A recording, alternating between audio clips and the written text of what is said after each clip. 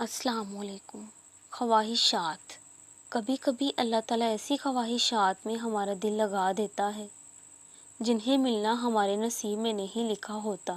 کیوں؟ جب نصیب میں نہیں ہوتا تو دل کیوں ایسی خواہش میں لگاتا ہے؟ کیوں اس چیز کو ہم سے اتنے فاصلے پر رکھ دیتا ہے کہ جتنا اسے پانے کی دعائیں کرتے ہیں وہ اتنی ہی دور لگتی محسوس ہوتی ہے؟